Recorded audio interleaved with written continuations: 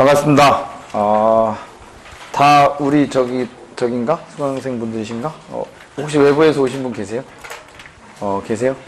어떻게 알고 오셨어요? 소문 듣고 왔어요?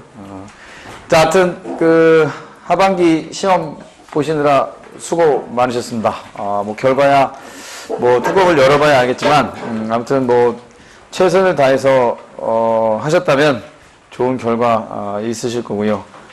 그렇지 않다 하더라도, 너무 상심하시거나, 하지 마시고, 자, 또 도전하시면 됩니다. 그러니까 포기만 하지 않으시면, 여러분들 원하시는 소방공무원 꼭 되실 거니까. 자, 아무튼, 하반기 문제, 보건 문제 특강인데요. 뭐, 얼만큼, 뭐, 기대를 하고 오시는 건지 모르겠지만, 채점하러 오신 거죠?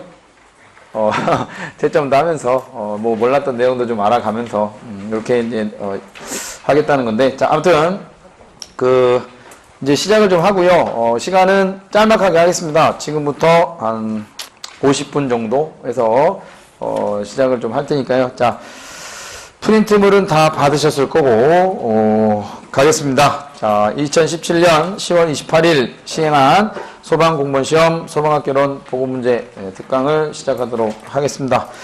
자, 일단 첫 장을 넘기시면요, 뭐, 그냥 문제를 좀 분석을 좀 해봤는데, 4월 달에 보셨던 시험보다 연소 이론이나 화재나 소아파트 이론이 문항수가 2문항 정도 적게 나왔습니다. 대신에 재난 파트와 조직에서 각각 한 문제씩 더 늘어나는 정도 수준으로 나왔고요. 그 다음에 거기 뭐 내용으로 보시면 전체적으로 난이도는 4월달 시험보다는 좀 높았다고 보셔도 됩니다. 그러니까 하반기 시험을 대비하기 위해서 하반기 시험만을 목표로 하셨던 분들은 문제가 많이 어려웠을 거고요. 기존에 4월에 조금 실패를 하셨던 분들이 하반기 시험을 이제 기회 삼아 다시 도전을 하시게 됐던 분들에 대해서는 조금 수월하지 않았을까. 근데 많이 수월한 건 아니고 대신 계산 문제가 들어가 있어서 그래서 좀 덜 수월했을 거고요. 그 다음에 수업 때도 뭐 항상 말씀을 드렸지만 앞으로의 추세가 못해도 계산 문제가 하나 정도는 꼭 섞여서 나올 것 같다라고 말씀을 드렸었는데 예상을 드렸고 2개가 나왔습니다. 물론 안 나오면 땡큐지만 일단 항상 하나씩은 좀 염두를 해두셔라라고 써드렸고요. 그 다음에 4월 상반기 통합시험에 비해서는 방금 전에 얘기했던 문제가 이제 연소나 화재나 이런 쪽이 그냥 한 문제씩이 좀 늘어난 파트도 있고 좀 줄어든 파트도 있습니다. 그래서 자, 그리고 재난과 관련된 파트는 개정된 법으로 출제가 됐었다라는 거. 그러니까 뭐 이건 뭐 당연한 수순입니다. 그러니까 7월 달에 이미 뭐 개정이 된 거라서 10월 달 시험에는 바로 적용이 될 거다라고 보시는 게 낫고요. 앞으로 이제 내년에 있을 시험도 당연히 이제 개정된 걸로 적용하시면 되겠고. 자, 문제풀이 가겠습니다. 자, 1번. 참고로 이거는 제가 보고 나온 시험이고요. 제가 복원한 건데 복원이 아니라 내가 시험을 보고 왔다고요. 혹시 이제 온라인 보시는 분들은 또 이렇게 물론 기동량도 있습니다. 제가 완벽하게 다 암기가 되지 않은 상태로 나온 거라서 보기 문제 같은 경우, 보기 같은 경우는 대부분 학생분들한테 여쭤보면 정답만 얘기해 줍니다. 보기를 정답만 얘기하는데 그것도 다 얘기해 주는 게 아니라 요거요 라고 단어만 얘기해 주더라고요. 근데 나 그렇게 복원했으면 복원 못했습니다. 근데 내가 이제 직접 시험장에 가서 시험 보고 와서 복원했기 때문에 아마 기억이 좀 안 나는 거는 일부 기억나는 부분만 복원을 좀 했습니다. 그래서 아무래도 그냥 부족한 면이 없지 않아 있을 거니까요. 그래도 좀 잘 봐주시고 유형은 B형을 봤습니다. 저는 B책형을 봤기 때문에 저하고 똑같은 책형을 보신 분에 대해서는 문항 번호가 똑같이 갈 거고요. A형을 보신 분들은 문항 번호가 일부 다를 수도 있습니다. 그러니까 그 점만 좀 참고하셔서 확인을 좀 하시면 되겠고요. 자, 1번 갑니다. 수업 때도 얘기를 한 사항인데요. 작년이라든가 재작년이라든가 이렇게 해서 올해 상반기라든가 이럴 때는 올해 상반기 같은 경우 4월달 같은 경우는 이제 연소 가스와 관련된 파트가 문제가 나와서 아마 여러분들한테 내가 연기 부분을 좀 보고 가시라고 말씀을 드렸었는데 1번이 그 연기와 관련된 부분이 이제 출제가 됐고 그래서 연기에 있어서 그나마 좀 가장 수월한 파트입니다. 그래서 연기에 있어서 제어 방법이 아닌 거. 그래서 앞에 앞에 설명은 연기가 이래 이렇게 해서 장애를 줄 거다. 그러니까 결론은 연기를 제어하는 방법에 해당하지 않는 걸 찾아라. 그건 연기 제어 방법은 크게 몇 가지? 세 가지. 희석, 배기, 차단이라는 세 가지가 있으니까요. 당연히 1번에 있는 연소하고는 전혀 관련이 없을 거다라고 잘 맞추셨을 겁니다. 맞췄죠? 이런 거 틀리면 큰일 납니다, 이제. 이런 거 틀리면 그냥 남 20개 맞는데 나는 19개. 이거 하나 틀리면 뭐 다른 과목에서 하나 더 맞아야지 뭐. 그래서 자, 잘 외워놓으세요. 희석, 배기, 차단. 자, 그 다음에 2번 양초와 같은 연소 형태. 자, 양초라고 하는 거는 어떤 물질? 고체죠. 자, 연소 형태를 물어보는 문제는 기체냐, 액체냐, 고체냐에서 찾는 건데요. 양초는 고체.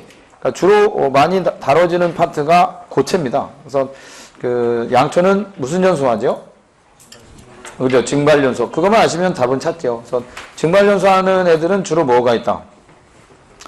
뭐 유황도 있고, 뭐 나프탈렌도 있고, 파라핀도 있고, 또 왁스류 같은 것도 있다. 그래서 아마 수업 때 다 들어보셨던 내용. 그래서 나프탈렌이 답이고요. 자, 1번의 섬유는 무슨 연소죠? 그죠? 가장 흔한 고체 가물의 연소 형태는 분해 연소. 자, 히드라진 유도체 오류 연물이죠. 자기 연소, 일명 내부 연소라고 하고, 목탄이라고 하는 애는 그죠? 뭐 목탄, 금속분, 뭐 담배, 향 이런 거는 대부분 표면 연소다라고 얘기를 하죠. 그래서 이런 것들도 가장 기본적인 연소에 있어서 가장 기본적인 문제고요. 자, 그다음에 1번과 2번이 연소 관련 문제라고 보시면 되고요. 자, 3번. 자, 우리 4월 달에는 여러분들 혹시 4월 달 시험 보신 분이 계시다면 상당히 좀 당혹스러웠던 화재 하중을 구하라는 계산 문제가 나왔었는데 이번 10월달 시험에서는 계산 문제는 아니지만 화재 용어와 관련된 문제가 나왔습니다. 그래서 거기서 이제 가장 포인트가 되는 거는 최고 온도, 즉 최고 온도를 다른 말로 화재 강도라고 얘기를 합니다. 그러니까 당연히 거기를 화재 강도라고 줄 수는 없어. 왜? 보기에 화재 강도가 나와 있으니까. 그래서 최고 온도는 화재 강도를 뜻한 말이고 거기다가 얼마나 오래 탔느냐라는 지속 시간을 곱하면 피해 규모가 어느 정도 되느냐라고 하는 가옥도를 구할 수 있다. 따라서 답은 화재 가옥도로 답을 찾아가시면 된다. 별로 어려운 문제는 아닙니다. 여러분들이 알고 있는 화재 용어는 크게 세 가지가 있다. 화재 하중이 있고, 화재 강도가 있고, 화재 가옥도가 있다. 그러니까 요거는 4월에 나왔던 거고, 요거는 10월에 나왔으니까 이건 내년에 나오겠지라고 하면 그저 안 되죠. 네? 다시 얘가 나올 수도 있고 얘가 나올 수도 있고 아예 안 나올 수도 있는 거고. 그래서 아니면 화재 용어와 관련이 없는 것은 이라고 나올 수도 있다. 얘가 이제 화재 용어와 관련된 내용이다. 그래서 참고로 하시면 되겠다. 보통 이제 화재 강도는 다른 말로 뭘 얘기한다? 최고 온도. 그러니까 최고로 온도가 얼마나 올라갔느냐라는 내용. 야는 이건 10월입니다, 이거. 10월. 얘는 어떻게 구한다고요? 화재 강도에다가 최고 온도로 얼마나 뭐 했느냐? 그죠? 지속이 됐느냐. 이거만 알아도 지속 시간. 이거만 알아도 충분히 이제 답을 찾아갈 수 있는 내용이었는데, 자, 맞추셨으면 좋은 거고요. 자, 틀렸어? 그러면 뭐 다음에 맞추면 되죠. 자, 4번. 요 문제를 아마 좀 어렵게 생각하셨을 거다라고 생각하는데요. 자, 우리 천장 열기류라고 해서 영어로 ceiling jet floor라고 하는데, 자, 옳지 않은 설명을 고르랍니다. 그래서 천장 열기류라고 하는 거는 1번이 정이에요, 정이. 그래서 고온가스의 유동으로서 우리가 플럼이라고 하는 거 뭐냐면 이렇게 연소가 되고 있으면 얘가 화염이 계속적으로 보이는 영역을 연속 화염 플럼이라고 하고 가끔 보였다 안 보였다 보였다 안 보였다 하는 데가 있어요. 이게 간헐 화염이고요. 그 위로는 화염은 없지만 열기류가 올라가는 데가 있어요. 어쨌든 뜨거운 고온의 가스들이 천장으로 올라갑니다. 이렇게 올라가면 여기서 멈춰 있는 게 아니라 이걸 타고 이렇게 흘러간단 말이에요. 그러니까 이렇게 고온의 열기가 흘러가고 있는 이와 같은 층의 흐름을 뭐라고 한다? 실링 제트 플로우라고 얘기를 하는데 이 실링 제트 플로우를 활용하는 방법이 있어요. 그 고온의 열기류가 흘러간다는 것은 그만큼 화재가 지금 발생해서 뜨거운 연기가 가고 있다는 뜻이다. 그럼 우리가 화재 감지를 빨리 하기 위해서는요, 이 실링 제트 플로어 영역 바깥쪽에다가 감지기라든가 폐쇄형 스프링클러 헤드라든가 이런 걸 설치하게 되면 열기를 만날 수가 없어요. 예를 들어서 이 실링 제트 플로어 영역 바깥쪽에다가 이쪽에다가 감지기를 이렇게 설치한다거나 아니면 여기다가 헤드를 이렇게 내려서 설치했다 이러면 열기를 만날 수가 없단 말이에요. 그럼 여기 감열체가 타야 안 타? 감열체가 파괴가 안 되면 물이 안 쏟아지거든요. 그러니까 결과적으로 이 실링 제트 플로어라는 이 천장 열기류 안쪽에다가 이 안쪽에 뭘 달아야 돼요? 감지기를 단다거나 이렇게 헤드를 달아놔야 이 열에 의해서 폐쇄형 스프링클러 헤드의 감열체가 녹거나 감지기가 뭐 열에 의해서 수신반으로 이제 신호를 보낸다거나 해서 화재 감지도 해주고 아니면 물도 터뜨려서 화재도 소화도 해주고 이렇게 할 텐데 거기 3번에 보시게 되면 스프링클러 헤드와 감지기는 천장 열기들을 피하여 설치해야 된다. 이 말은 화재 감지 안 하겠다. 헤드 안 터뜨리겠다라는 말이에요. 그러니까 이렇게는 할 수 없다. 그래서 우리가 보통 천장면에 가깝게 뭘 부착해요? 감지기라든가 헤드를 부착하는 이유가 전부 다 요 실링 제트 플로어라고 하는 천장 열기류의 흐름을 이용하기 위해서 그렇다라고 이해를 하셔야 돼요. 그래서 답은 3번이 틀렸습니다. 나머지는 다 맞는 설명이니까 참고로 그 해설에 나와 있으니까 한번 읽어보시고요. 4번은 화원으로부터 천장까지 높이에 약 5에서 12% 정도 형성이 되더라라고 합니다. 자, 넘어가서 5번 가겠습니다. 자, 5번도 의외로 좀 쉬웠다라고 나는 생각을 했는데 대부분 틀렸더라고요. 많이. 사실 이 시험장 가서 내가 시험을 보면서 느낀 점은 이 문제가 쉽다 어렵다라는 것도 당연히 내가 파악을 해야 될 사항이지만 여러분들한테 좀 많이 미안한 감이 없잖아 생기더라고요. 이런 것도 좀 더 자세하게 설명 좀 해줄 거리라는 아쉬운 마음도 좀 생기고 설마 이런 정도는 좀 잘 맞춰주겠지라는 그런 뭐 기대감도 뭐 생기긴 했는데 마지막에 계산 문제 보면서 그런 기대감이 다 무너졌습니다.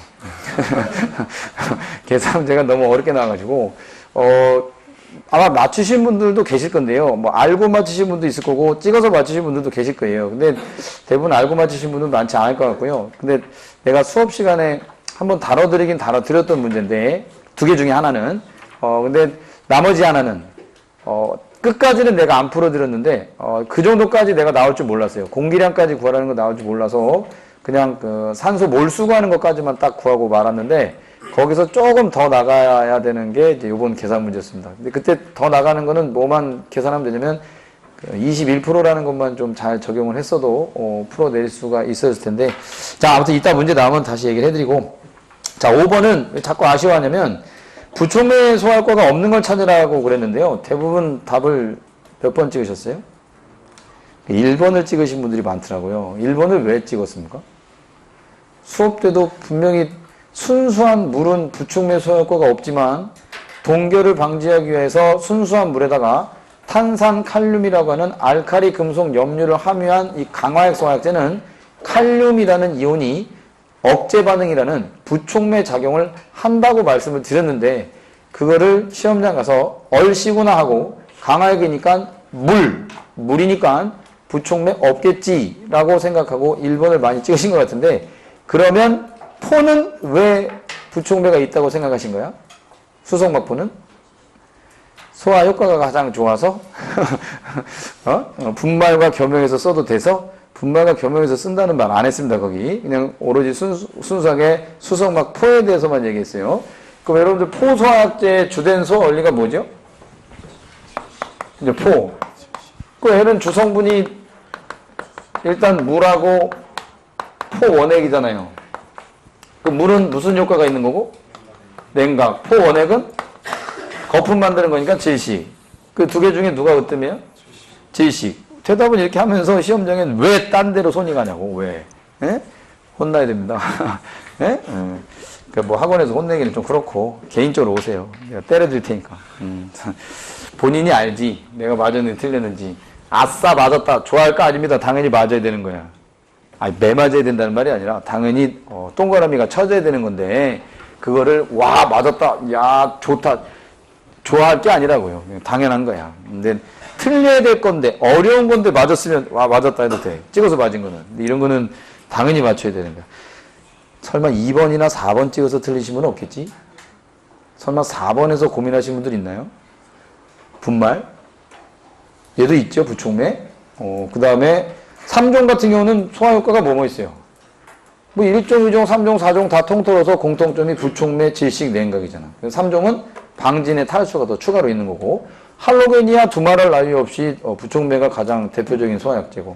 자, 그래서 답은 3번입니다. 수성막포. 강화액이라고 찍으시면 안 돼요. 강화액 안에 들어있는 성분이, 강화액 안에 들어있는 주성분이 K2CO3라는 성분이라고요.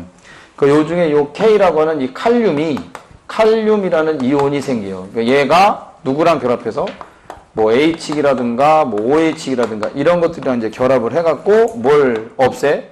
이런 라디칼이라는 성분을 없앤단 말이에요. 이렇게. 그래서 무슨 효과도 있다? 부촉매 소화 효과도 있다라고 얘기를 합니다. 그래서 답은 3번이고 6번. 자, 우리 위험물과 관련된 문제는 크게 두 문제가 출제가 됐습니다. 4월 달에는 한 문제밖에 안 나왔는데 올해 10월에는 두 문제가 출제됐습니다. 자, 그 중에 자, 4월은 면류 위험물이다라고 제시를 안 했고요. 대체적으로 이제 전체 위험물에 대해서 잘못 설명된 걸 찾아라라고 해서 이제 면류는 어떻고 면류는 어떻고 이렇게 나온 문제가 4월 달 문제고 올해 이제 10월 달에 나온 요번에 10월에 나온 문제는 인류 위험물이라고 아예 제시를 했습니다. 여러분들 이제 위험물에 대한 일반적인 성질만 잘 안다면 이것도 충분히 틀리지 않고 다 맞추셨으리라 생각은 하겠는데 답은 1번이죠. 자, 산화성 고체이며 대부분 물에 잘 녹습니다. 그래서 조회성이라는 성질을 갖는 위험물들이 많고요. 그 다음에 대부분 이제 그 무기화합물이다라고 얘기하고 무색 결정의 뭐 백색 분말이다 이런 표현도 많이 쓰고 그래서 물에 잘 녹기도 한다. 2번 같은 경우는 뭐 이류 위험물이고 3번은 무기가선화물은 인류 위험물이긴 하지만요. 얘는 물 갖고 소화하면 됩니까? 안 되죠. 그 다음에 4번은 종류인데요. 자, 질산염류는 인류가 맞는데 유기가선화물은 몇 류입니까? 5류고요. 과염소사는 6류고요. 과산화수 6류잖아요. 그러니까 일단 하나밖에 해당 사항이 없어서 답은 1번이 되겠다. 어떻게 보기를 보니까 또 시험 보시는 것 같아요? 시험장 분위기 안 나?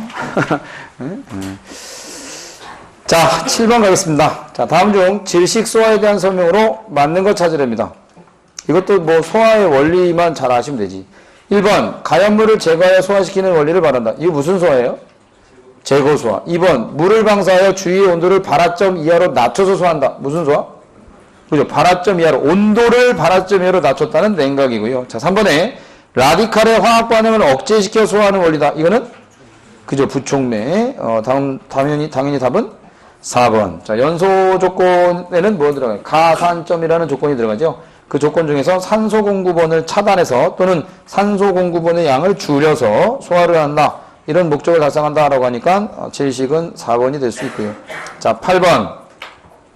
화재 원인 조사의 내용으로 옳지 않은 거. 이것도 화재와 관련된 파트에서 자, 화재는 화재 조사에는 뭐가 있다? 원인 조사가 있고 피해 조사가 있다. 그럼 원인 조사에 해당하지 않는 거 물어봤으니까 이제 이거는 이제 뭐 갖고 나온 거냐면 여러분들이 그 원인 조사, 피해 조사에는 이렇게 무슨 조사 이렇게 해서 상황이 다 나오는데 그거에 대한 그 조건, 이 범위에 대해서 이렇게 출제가 된 거예요. 그러니까 예를 들어서 여러분들 원인 조사에는 뭐가 있어요? 뭐 발화 원인 조사다 이런 게 있을 거 아니야. 그럼 발화 원인 조사의 조사 범위에는 뭐가 들어간다? 뭐 발화 지점이라든가 뭐 발화가 왜 생겼냐 이런 것들을 조사하는 거.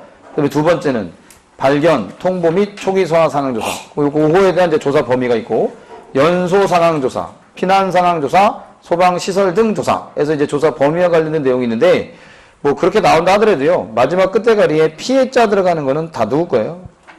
피해 조사지. 이런 것도 잘 보시면 돼요. 1번은 무슨 원인 조사예요? 그 1번. 연소 경로 및 확대 원인 등의 상황. 연소 상황 조사겠지, 이거. 연소 경로가 어떻게 퍼져 나갔는지. 그럼 3번은 써있잖아요, 다. 발견, 통보, 초기 소화. 4번은 피난 상황 등 조사. 그래서 이제 피난은 제대로 이루어졌는지, 피난 시설은 제대로 잘 이용했는지, 장애물은 없었는지, 이런 거 조사하는 거죠. 다 원인 조사입니다. 자, 그 다음에, 9번. 감지기, 연기 감지기에 해당하는 것만 찾으시면 됩니다.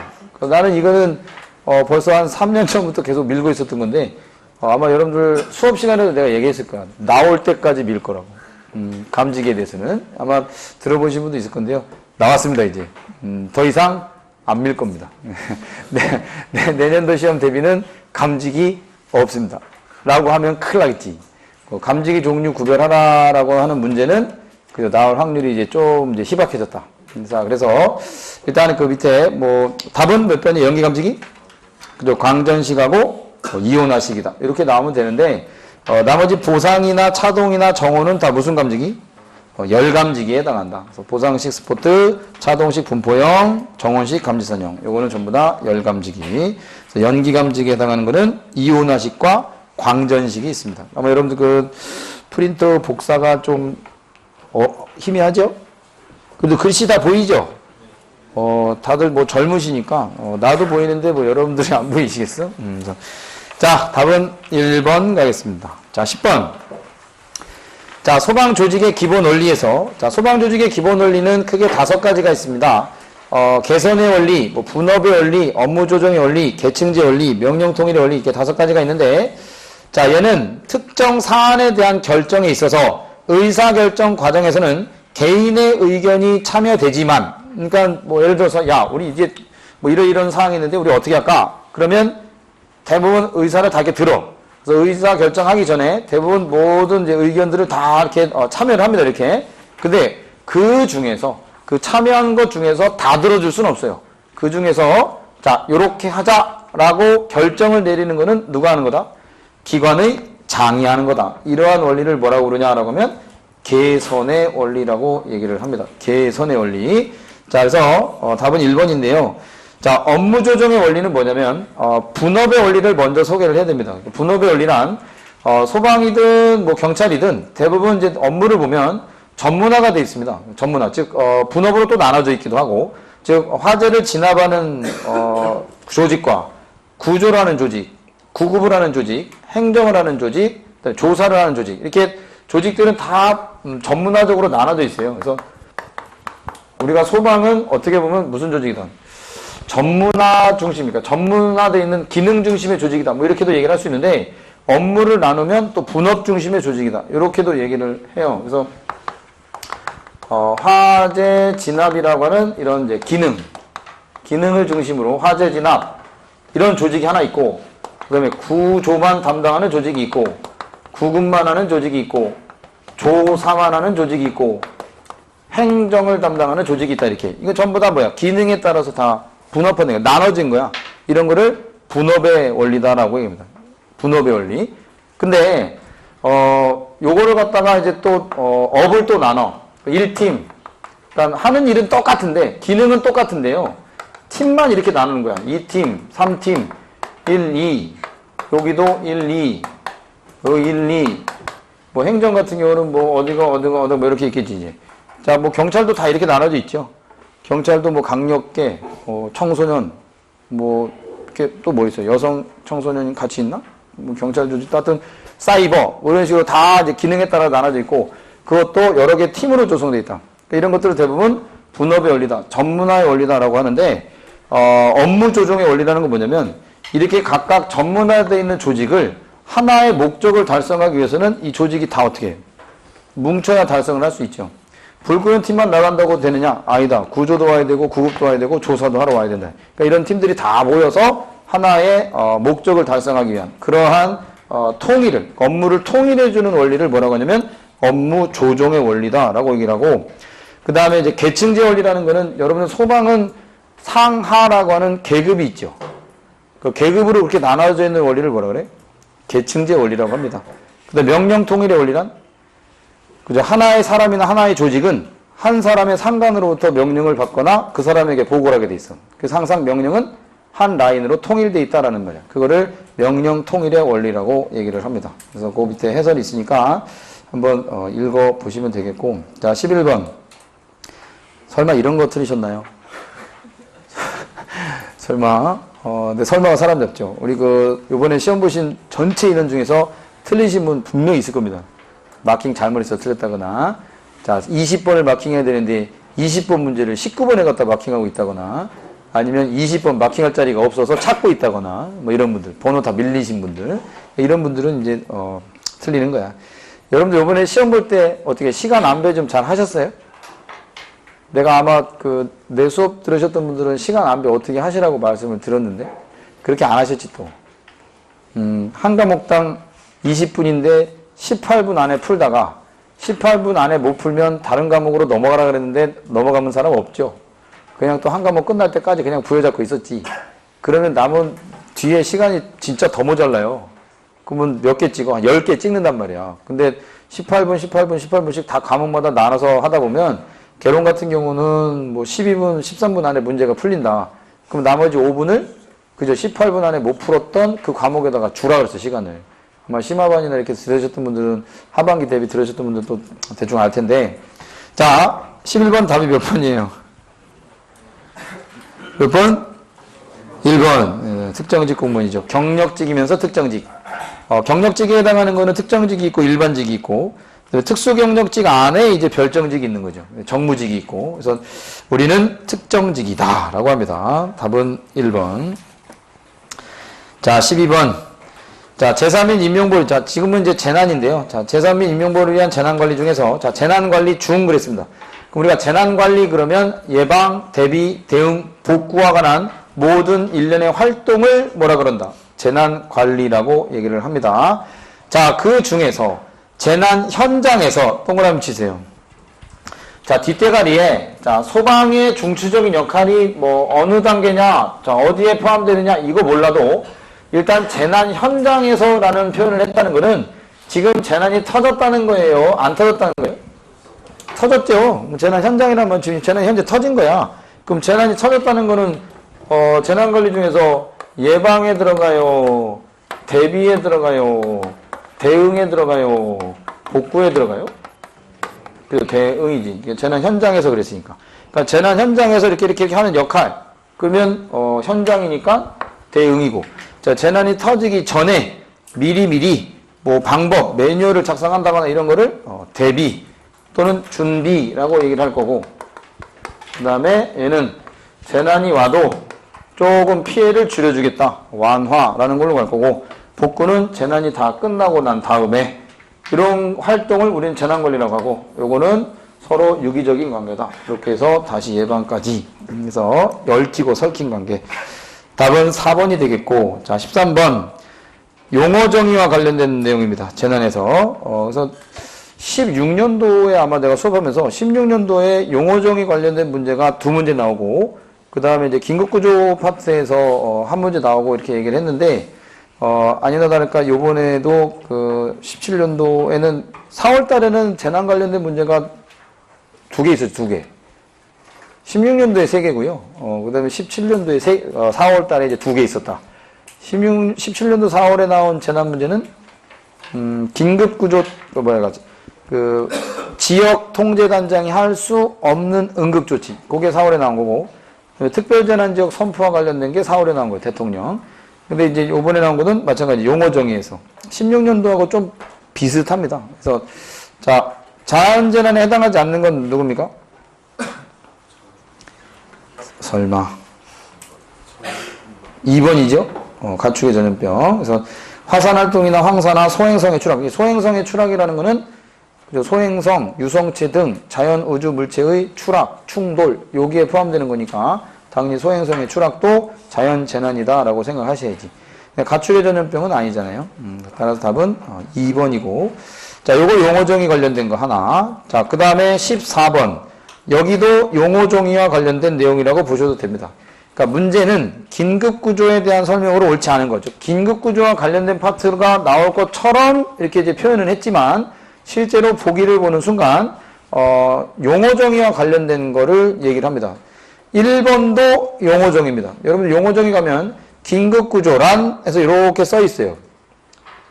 용어정의 가서 보세요, 나중에. 자, 그 다음에 2번은 이거는 긴급구조와 관련된 거. 그래서 긴급구조는 주로 긴급구조 통제단장들의 지휘하에서 이루어질 거고.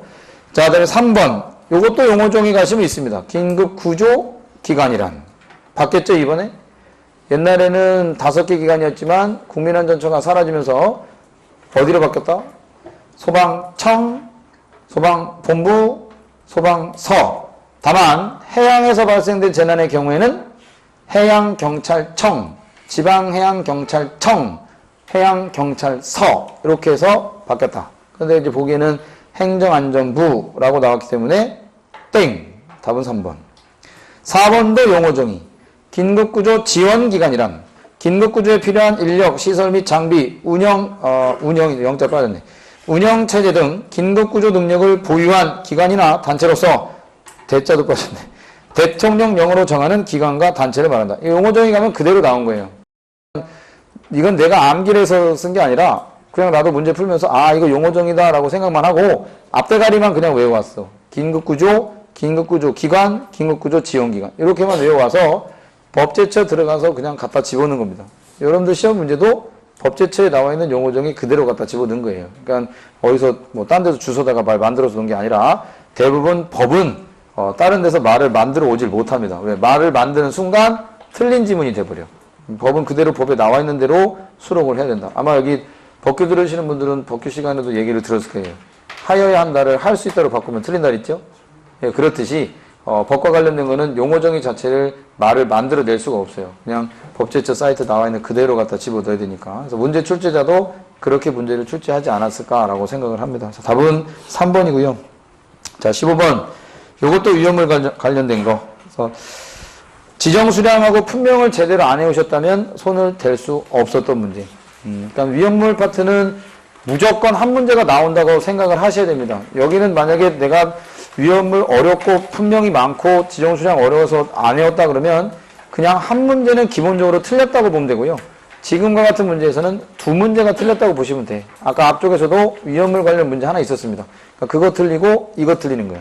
그러니까 위험물은 안 할래야 안 하실 수가 없을 거예요. 무조건 맞춰야 됩니다. 나오면. 자, 근데 많이 어렵게도 안 나와요. 대부분 이제 일반적인 성질, 품명이나 지정 수량, 아니면 소화 대책, 이렇게 해서 정리를 좀 해 놓으시는데, 1번은 몇 류 위험물이에요? 중크롬산 염류가 몇 류입니까? 그죠? 꼬다리에 염류자 들어갔죠? 그럼 대부분 누구예요? 1류죠? 이게 지정 수량 몇 킬로입니까? 1000이죠? 자, 2번 알킬 리튬은 몇 류 위험물이에요? 3류? 그러면 몇 킬로? 10kg? 2번이 맞았네요. 그럼 맞으면 그냥 다른 문제 넘어가셨겠지. 근데 우리 나머지는 확인해봐야죠. 니트로 화합물은 몇 류? 5류. 이건 몇 킬로? 200kg. 자, 질산은 몇 류? 6류. 몇 킬로? 300kg. 6류 하면 뭐 다른 거 할 게 뭐 있어? 300이지. 그래서 답은 2번. 자, 16번. 자, 다음 중 MIE라고 하는 최소 발화 에너지가 있다. 자, 옳지 않은 것은? 자, 개의 온도가 높을수록 분자의 운동이 활발해져 MI가 즉 최소 점화 에너지, 최소 발화 에너지가 감소한다. 즉 온도가 높을수록 이란 말에 밑줄긋이고 마지막에 최소 점화 에너지 감소에다 밑줄긋습니다. 보통 이 말은 무슨 말이야? 여러분들 알고 있지만 우리가 점화 에너지, 우리 최소 발화 에너지가 최소 점화 에너지예요. 그러니까 내가 처음에 제공해야 되는 그 에너지가 개의 온도가 높다, 뜨끈뜨끈하다라고 하면 내가 굳이 많은 양의 에너지를 줄 필요가 있다 없다? 없다. 그러면 온도가 높으면 발화 에너지는 낮아질 수 있다라는 거고요. 자, 두 번째, 압력도 마찬가지. 압력이 크면 분자의 뭐가 커서 거리가 가까워서 그러니까 농도가 좀 진해진다 보시면 되지. 그러면 내가 제공하는 에너지가 굳이 많이 필요가 없다는 거고요. 자, 그 다음에 3번 완전 연소 조성을 가질수록 MI는 감소된다. 그러니까 작아질 수 있다는 말이야. 그래서 양론 혼합비가 완전 연소 조건을 가지면 MI 최소 점화 에너지도 감소된다라고 얘기를 합니다. 만약에 그 말이 무슨 말인지 몰랐다라면 4번으로 넘어가면 되죠. 열전도율이 높다는 것은 그만큼 잘 안 타는 물질이다. 여러분들이 그 가연물의 조건을 보시게 되면 불이 잘 타려면, 가연물의 조건이 되려면 열전도율이 어때야 돼요? 작아야 되죠. 그럼 열전도율이 작다는 말은 그만큼 에너지를 작게 필요로 하는 놈인데 열전도율이 높다는 것은 그만큼 최소 점화 에너지도 많이 필요합니다. 그래서 답은 4번이 틀렸습니다. 4번은 반대예요. 자, 17번 가겠습니다. 혹시 시험장에서 이거 봤을 때 내 생각 안 났어요? 나 요번에 100% 나올 거라고 얘기했어, 이거. 이번에 안 나오면 내년에라도 나와. 근데 올해 나왔으니까 내년에 안 나오겠지. 내년에 또 나오겠어, 설마? 설마가 사라져보니까 나올 확률 5%. 내년에 나올 확률 5%. 자, 블레비. 그래서 액화가스 저장 탱크에서, 자, 주위에 이제 그 가열로 인해서, 용기의 가열로 인하여 액화가스의 비등으로 내부 압력이 급격히 상승하여 용기가 균열 파괴되는 현상을 우리는 뭐라고 하느냐? 블레비라고 얘기를 한다. 그래서 폭발과 관련된 파트를 배울 때 아마 얘기를 했을 겁니다. 그 16년도에 나온 문제가 증기운 폭발이 나왔고, 그 다음에 이제 17년도에 나온 문제, 올해 4월에 나온 문제가 폭염과 폭갱 비교하는 거 나왔다. 그 다음에 15년도에 나왔던 문제가 기상 폭발에 해당하지 않는 거 골라라라고 나왔기 때문에 문제 흐름상 화학적인 폭발이냐 물리적인 폭발이냐 그 공정에 따른 폭발 그거 종류 구별하는 거 아니면 블레비 아니면 분진과 가스 폭발의 비교 설명하는 거 그렇게 해서 세 개 중에 아마 나올 확률이 좀 그나마 큰 게 블레비가 나오지 않을까라고 말씀을 드렸는데 나왔어요. 나도 시험장에서 이거 보고 깜짝 놀랐습니다. 내가 놀랐어. 그러니까 당연히 여러분들은 맞췄으리라 생각할 텐데. 자, 그래서 답은 블레비. 자, 18번 가겠습니다. 자, 이게 이제 계산 문제인데 여러분들의 발목을 잡은 거죠. 자, 가연물의 연소 시 필요한 산소는 공기 중 최적비로 21%에 해당한다. 자, 이 21%를 그냥 준 거는 아닐 거다. 자, 이럴 때 메탄이라고 하는, 자, 메탄은 분자식이 어떻게 돼요? 이 메탄도 분자식 모르면 아예 손도 못 대는 건데, 시험장에서 CH4라고 드렸는지 모르겠는데? 드렸나? 기억이 가물가물해서 내가 일단 거기다 안 넣었거든요? 줬어요? 줬으면 땡큐인데, 안 줬으면, 메탄이 이거지, 뭐. 그래서 메테인이라고, 아마 문제는 메테인이라고 나왔을 건데, 메테인하고 아마 이렇게 썼을 거예요. 그래서 얘네들이, 완전 연소할 때 필요한 뭘 구해라? 그 산소량을 구하라는 게 아니라 완전 연소 시 필요한 이론 공기량은 메탄 최적의 몇 배인가요? 라고 물어봤다. 그러면 얘는 지금 메탄이라고만 했지 메탄 몇 몰이라고 안 했거든요. 보통 우리가 1몰당 최적은 그냥 22.4리터라고 얘기를 합니다. 0도씨 1기압파에서. 그거는 뭐 아보가드로라는 학자가 얘기를 한 건데 아보가드로라는 학자가 뭐라 그러냐면 표준 상태, 즉 0도씨 1기압이라는 상태에서요. 모든 기체 1몰은 최적이 22.4리터라고 얘기를 합니다. 그러면 몰수가 그냥 하나의 뭐예요? 몰의 관계가. 그냥 최적의 배수 관계라고 보시면 돼. 그럼 얘가 1몰이니까 자, 얘 1몰을 다 태워주기 위한 일단 뭘 먼저 구해야 되냐면 이론 공기량이라고 하는 값은 자, 얘를 완전 연소할 때 필요한 거는 산소예요, 산소. 일단 산소가 필요한데 이게 산소가 얼만큼 필요하냐를 먼저 구하셔야 돼. 그래 놓고 이 산소가 공기 중에 얼만큼 들어있나요를 구하기 위해서는요. 공기는 당연히 이거보다 더 많을 거지 이렇게. 그럼 얘가 공기란 말이야. 그럼 공기에다가 얼마를 곱해준 값이? 21%를 곱해준 값이 요게 나와야 돼. 요게. 근데 우리가 구하는 거는 이 21%를 곱한 이 값을 일단 여기서 찾는 겁니다. 우리가. 산소량을. 내가 이거는 여러분들 해줬어. 어떻게 하라 그러냐면, 자, 우리가 메탄이라는 게 완전 연소한다. 자, 완전 연소라는 거는, 자, 얘를 다 태우려고 하지 말고, 이거 각각 태우면 된다 그랬거든요. 그럼 탄소를 산소와 반응을 시키면, 완전 연소하면 어떤 성분이 나온다? CO2라는 성분이 나오고, 수소를 산소랑 완전 연소시키면 뭐가 나온다? 그죠? H2O가 나온다. 이게 먼저 생각이 나셔야 돼. 이렇게 해서 산소 몰수를 먼저 계산하셔야 됩니다. 아마 그 수업을 뭐 다른 데서 혹시라도 듣는다거나 하신 분들은 들으셨는지 모르겠지만 나한테 수업 들으신 분들은 해드렸어 내가. 기억 안 나. 또 나만 나쁜 사람 되는 것 같네. 대부분 그저 청문회 같은 데 가도 기억나! 그러면 모르겠는데요. 이러면은 말한 사람만 바보 되는 거예요. 예? 예. 아마 그 기본반에서도 그 책에 나올 때 다 풀어드렸어. 그 완전 연소식 해서 얘만 해드리지 않았습니다. 메탄, 에탄, 프로판, 부탄 다 해드렸어. 그래서 여러분들한테 직접 계산해보세요라고 해서 2 나오고 뭐 나오고 3.5 나오고 5 나오고 뭐 6.5 나오고 이게 나오는 거 다 했단 말이야. 그러면 그것까지만 하시면 충분해. 그러면 자, 얘가 하나인데 이거 개수 어떻게 맞추면 된다 했어요? 더하기 빼기만 잘하시면 된다 했잖아. 그럼 이쪽에서는 하나가 반응했는데 여기는 두 개가 나올 수 없잖아요. 그럼 여기는 하나 나왔으니까 이제 탄소는 개수가 맞았으니까 끝났고, 자, 여기는 수소가 4개니까 여기는 4개가 돼야 되는데 2개밖에 없어. 그럼 몇 개가 더 필요해? 2개가 더 필요하죠. 그러면 2개가 더 필요하다는 거는 원래 H2O를 한 번 더 써주는 거예요, 이렇게. 근데 H2O가 똑같으니까 이거 하나 지우고 앞에다 뭐라고 쓰면 돼? 2개라고 쓰면 된다 그랬지. 그러면 요게 2는 4를 뜻하는 말이다. 그럼 이렇게 해서 탄소 개수와 수소 개수는 다 끝났어. 그럼 이제 여기 산소 개수가 몇 개 필요한가요? 이걸 구해야 되는데 이거 어떻게 구하라 그랬어? 양변에 뭐를 맞춰라? 개수를 맞춰라. 그러면 여기 개수 모른다는 거는 이쪽에서 개수를 구해다가 추측하면 되잖아. 그럼 여기는 개수 산소 몇 개 있어요? 2개. 여기는 몇 개 있어? 그죠? 여기는 원래 1이라는 하나인데 분자 전체가 2덩어리니까 1 곱하기 2 하면 얼마 나온다? 2 나온다. 그럼 결과적으로 요 2와 요 2를 합산하시면 얼마가 돼요? 4가 되지. 이거는 5가 4라는 뜻이지.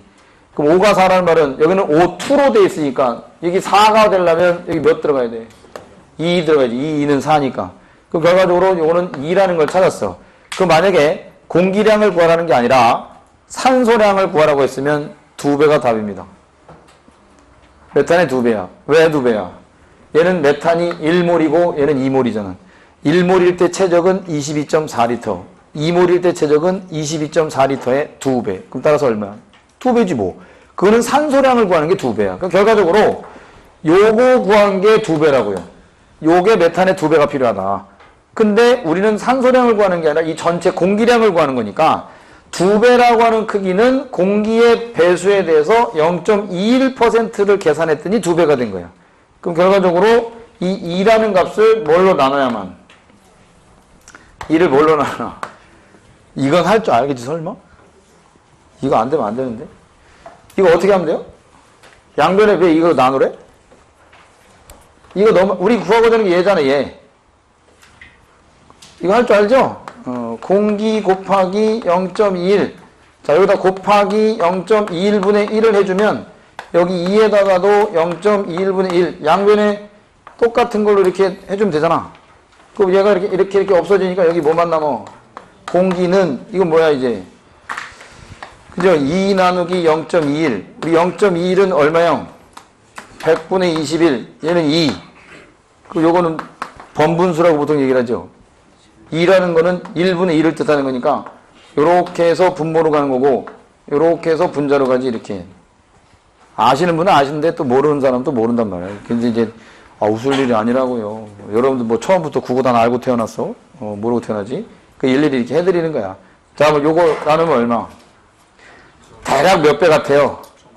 그죠? 10배보다는 좀 작겠지. 왜 얘는 20이 아니잖아. 그러니까 따라서 약 9.5배가 나온다 이렇게. 그래서 공기의 최적은 메탄의 최적의 몇 배다? 9.5배다 이렇게. 답은 9.5. 자, 이게 말이 되냐고 이게. 틀리라고 준 거예요 이거 문제는. 근데 맞췄다 그러면 이때 아싸 하는 거야. 예. 근데 아까 앞에 거 틀렸다 그러면 또이지 뭐 쌤이지. 그러니까 여러분들이 이제 실수를 하지 말아야 될 거에서 실수를 해버리면 이런 거 아무리 맞춰도 기분 좋아할 게 아니야. 예? 다른 사람은 맞출 거 다 맞추고 틀릴 거 틀려. 그건 정상이야. 근데 남들 맞출 거 틀리고 틀릴 걸 맞았다? 뭐 쌤이잖아. 남들 맞출 거 맞추면서 동시에 틀릴 걸 내가 맞췄다. 그럴 때 아싸 하는 거지. 예? 예. 그래야 내가 하나라도 더 맞지. 예? 그러니까 정신 바짝 차리셔야 돼. 그러니까 실수하지 말아야 될 때서 실수는 절대 하시면 안 돼. 그래서 자, 이거 어떻게 이해되셨어? 근데 내가 여기까지 다 해줬으면 내가 얼마나 좋았어 수업 시간에. 그 내가 신이 아니니까 내가 여기까지 나올 거라 생각도 못 한 거고. 설마 여러분들한테 이런 거 구하라고 나오겠느냐? 생각을 못 해요. 그래 나는 어디까지 해줬어? 여기까지 해줬잖아 내가. 산소량까지는. 그럼 대충 여기 구했으면 답을 1번으로 찍어서 틀렸으면 그나마 다행이야. 왜? 구할 줄 알았다는 거야. 산소량이라도. 근데 엉뚱한 거. 나머지 2.5배라든가 7배라든가 이런 거 찍어서 틀리면 이거조차도 손을 못 댔다는 뜻이야. 그러니까 조금 분발하시고 이제 확실하게 좀 기억이 나실 거야. 그러니까 수업 때 여기까지 바라지도 않을게. 완전 연소 반응 시 필요한 산소 몰수 구하는 것만 한번 해봐요. 뭐 에탄, 프로판, 부탄 다 마찬가지야. 그래서 한번 해보시면 충분히 이해가 되실 거다. 자, 답은 4번입니다. 자, 19번. 자, 산 넘어 산입니다. 자, 하나를 계산했더니, 자, 또 계산 문제가 등장했습니다. 자, 근데 얘는, 내가 계산을 해드렸어. 언제, 내 머릿속에 계산한 기억이 나는데, 그 반이 어느 반인지는 내가 잘 모르겠습니다. 근데, 아무튼 뭐, 들어본 적이 있을 건데요. 일단 문제에서 뭐라 그랬냐면, 한론 1301에 뭘 구해라? 비중을 구하라 그랬다. 그럼 다시 해서 한론 1301의 비중이란 이거는 이제 증기 비중을 뜻하는 거고요. 증기 비중을 구해라. 자, 그러면 우리가 증기 비중을 구할 때는 증기 비중을 아예 여기다 쓸게. 증기 비중. 자, 뭐 기준에 대한 물질은 뭐가 들어가는 거예요? 비중은 항상 기체 쪽은 공기의 분자량이 들어가는 거고, 자, 위에는 내가 알고자 하는 증기의 분자량, 즉 한론 1301의 분자량이 들어간다. 그래서 내가 아마 수업 시간에 이 비중이랑 증기 비중이랑 설명하면서 이산화탄소의 증기 비중도 아마 알려는 드렸을 거고요. 그 다음에 LNG하고 LPG하고 누가 더 무겁냐 가볍냐 이런 것도 아마 비중 나올 때 얘기를 좀 해드렸을 거예요. 자, 그래서 여러분 이산화탄소의 증기 비중 구하라고 하면 구할 수 있어요? 이산화탄소 증기 비중은 공기보다 약 몇 배 무겁다고 알아요?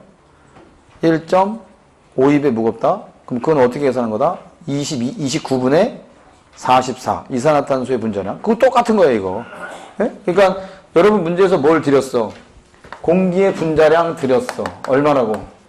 29라고. 친절하게 드렸네. 그럼 우리가 1301의 분자량을 알아와야 되는데 CO2는 분자식을 아니까 금방 구했어. 근데 1301이라고 하는 놈은 분자식이 어떻게 생긴 놈인지 몰라. 그러면 못 구해. 근데 알면 구해요. 그럼 내가 한론에서 명명법 그 1301이 어쩌고저쩌고 111이 어쩌고저쩌고 2302이 어쩌고저쩌고 요 각각의 자릿수가 의미하는 게 뭐라 그랬어요? 요 자리가 뭐 의미해? 탄소 개수. 요거는 불소 개수. 요거는 염소 개수. 요거는 브롬의 개수라 그랬잖아. 그럼 분자식을 쓰면 뭐라고 써야 돼? C, F3, BR이라고 써야지. 그럼 얘의 분자량은 어떻게 구해요? 이노마의 원자량이 얼마야? 12야. 얘는 문제 안 줬어. 왜? 알 거라고 생각한 거야, 출제자가. 여러분들 너무 높게 봤나 봐. 다 알죠? C는 12가 알잖아. 그럼 산소는 얼마야? 16. 질소는 14. 수소는 1. 일단 그 네 가지 원자량들은 아셔야 돼. 혹시 나중을 위해서 알고 계세요?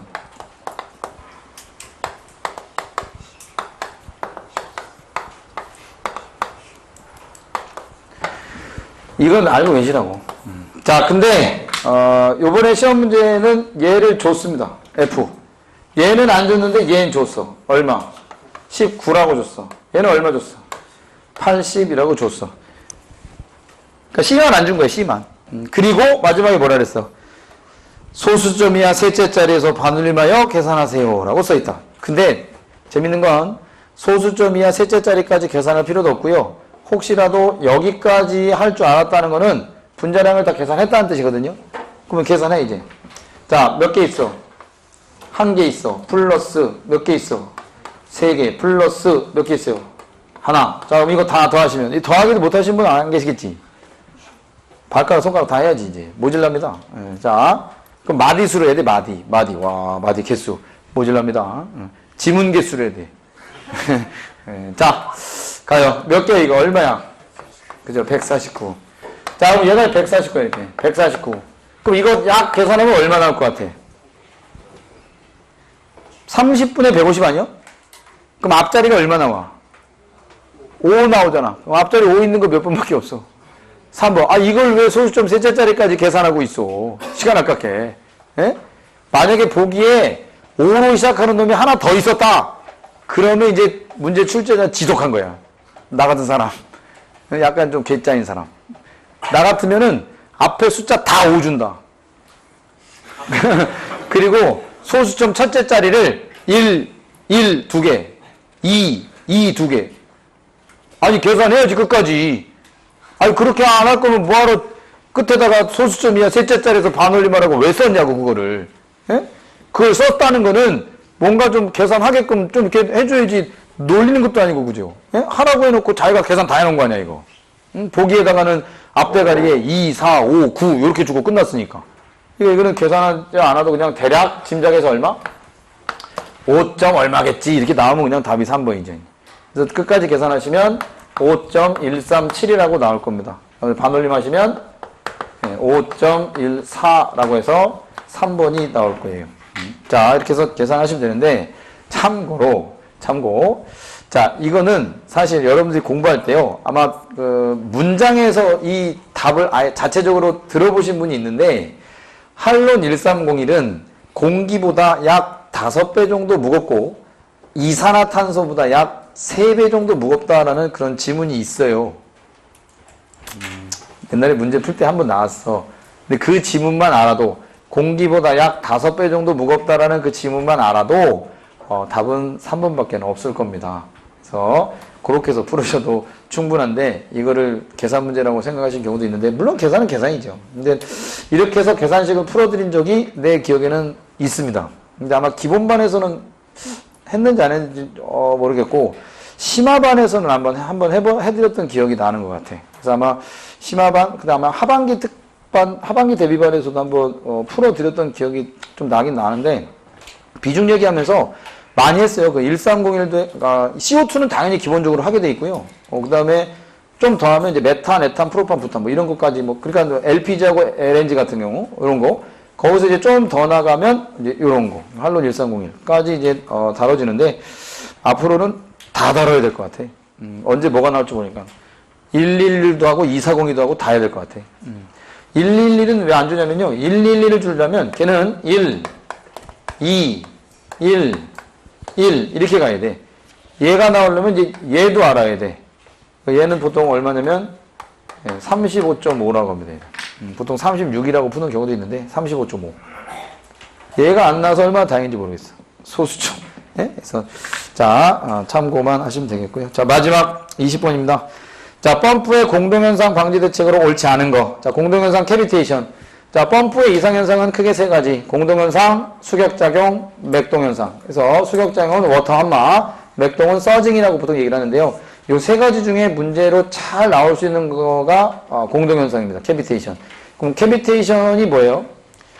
펌프 내에 여유 공간이 생긴다거나 기포가 생기는 현상을 캐비테이션이라고 하는데, 캐비테이션의 발생 원인은 대책의 반대, 대책은 원인의 반대. 그래서 수업 때 아마 그 두 개 중에 하나는 반드시 좀 암기를 하시라고 말씀을 드렸는데, 자, 그러면 대책은 뭔가요? 1번처럼 흡입 측의 마찰 손실을 적게 한다. 마찰 손실을 적게 하면 캐비테이션 방지되지요. 자, 그래서 흡입관의 길이를 짧게 하면 되지 않겠느냐. 자, 그다음에 회전 속도를 적게 하면, 속도가 느리다는 거는 그만큼 뭐예요? 마찰에 대한 게 적고 임펠러 속도를 늦추면 되겠다. 아마 지문에 있을 겁니다. 그 책에. 자, 근데 펌프의 설치를 수원보다 낮게 위치시킨다. 그럼 거꾸로 얘기하면 수원이 펌프보다 높다는 뜻이죠.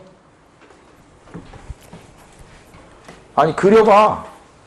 펌프의 설치 위치를 수원보다 낮게 해라. 이게 수원이잖아. 이렇게 해서 이렇게 들어가는 거 아니야. 그럼 당연히 이 펌프 내에 있는 물이 일로 뒤로 딸려갈 필요가 있어요, 없어요? 없지. 계속 이 안으로 뭐가 들어와. 물이 충만돼 있잖아. 그러니까 이런 것들도 이런 수조에서는 무슨 현상이 거의 안 나타나요? 공동현상이라는 캐비테이션 현상이 잘 안 나타나지. 그럼 4번은 뭐예요? 광경을 좁히면 돼, 안 돼? 안 되죠. 광경이 좁아지면 마찰 손실이 커지고 속도도 빨라집니다. 그러면 캐비테이션 현상이 나타날 확률이 있죠. 그건 방지책이 아니라. 따라서 4번. 자, 그래서 마무리 하겠는데요. 어떻게 좀 풀어보시니까 공부하시면서 아셨던 내용들이 좀 있나요? 있어야지. 없으면 안 되죠. 근데 많이 있어요? 이 풀어주니까 기억이 좀 새록새록 나셔? 대답이 없어요. 뭐 한 의미가 별로 없네. 그냥 답만 맞추러 온 건 아니잖아요. 그러니까 좀 알게 되는 내용들도 있을 거고, 좀 가물가물했던 내용들도 다시 한번 생각해 볼 수 있는 기회가 될 거고. 자, 아무튼 시험은 이걸로 끝이 났습니다. 일단 그 본인의 점수는 이제 맞은 게 몇 개 정도 한번 체크 좀 해보시고 아마 좀 영어나 국어나 이런 거에서 뭐 크게 실수하지 않으셨다면 아마 전체적으로 문제 자체가 다들 어렵게 느껴지시는 거라서 뭐 개론이나 이런 쪽에서는 뭐 승부가 갈리기에는 좀 그렇고요. 아마 영어나 국어에서 좀 많이 갈릴 거라고 생각을 합니다. 그래서 앞으로도 열심히 하시고 올해는 이제 끝났고 내년에 내년 아마 4월에 있겠죠 또 그때 지금과 같은 실수하지 않게끔 잘 다져 놓으시고 시간 안배 잘 하시고 이렇게 해서 내년엔 꼭 멋있는 소방관들 되시기 바라겠습니다. 자, 수고하셨습니다. 네.